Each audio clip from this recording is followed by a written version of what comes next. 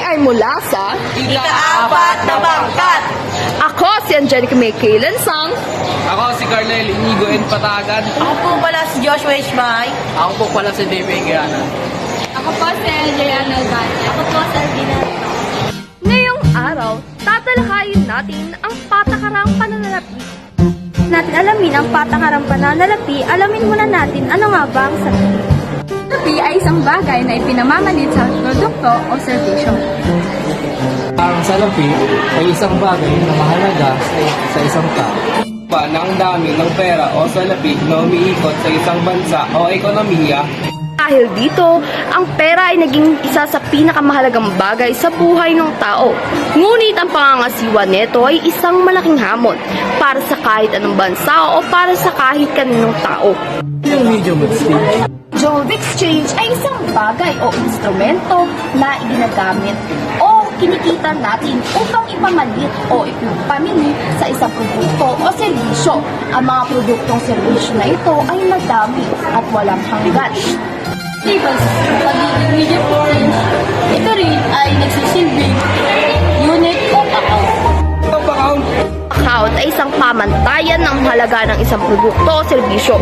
Ibig sabihin na to, ang salapi ay ang nagsasabi, ano nga ba ang halaga, magkano, gaano ka-importante ang isang bagay o serbisyong ginagawa natin. Bukod dun sa dalawa, meron tayong tinatawag na store value. Ano yung store value? Store value naman ay isang bagay na nagsasabi kung ano ang magiging halaga neto sa hinaharap. Ngunit ang store value ay hindi nagbabago. Ito ay naitutumbasan ng salapi.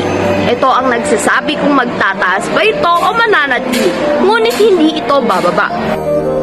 Ginagamit rin ito ng pamahalaan upang kontrolin o makontrol sa dami ng pera o salapi na dumadali sa ekonomiya. Ito, maaaring ipatupad ng pamahalaan ang expansionary money policy.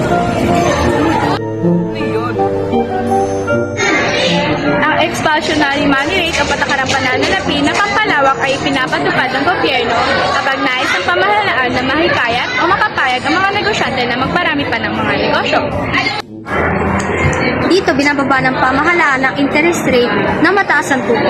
Kasama dito ang Bangko Sentral na siya nang hihikayat sa mga negosyante na mangutang para lumawak ang negosyo. Ang lilikha ng mga oportunidad para sa mga tao na magkaroon ng trabaho.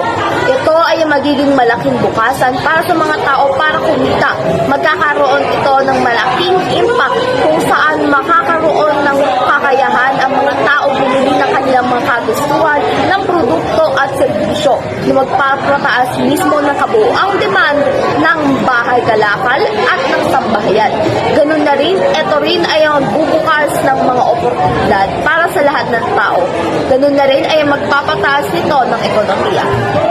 Pag may tinatawag din tayo constructionary money policy, ito ay ang pangangasiwa ng pamahalaan ang nagpipinong pagtaas ng presyo ng bilihin.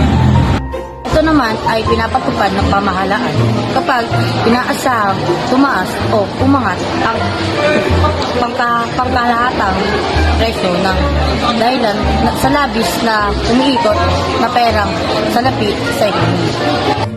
Tumatanggap ng lahat, uri ng deposito ng publikong tulad ng savings at deposit. Rural Bank. Ang Rural Bank ay isang bangko na ang pangunahing layunin ay tulungan ang ekonomiyang nasa probinsya. Ganun na rin tulungan ang mga mamamayan nito, lalo na ang mga magsasaka at mamumula. Partikular na bangko na pangangailangan ng bansa o ng mga Espanyol na sektor ng lipunan. Ito ay kanyang palalaguin at ibabalik sa panahon ng mapapakinabangan ito. Ay, number 1, komperatiba. Number 2, panaysang laad. Number 3, pension funds. Number 4, registered companies. Number 5, free need company. Number 6, insurance companies.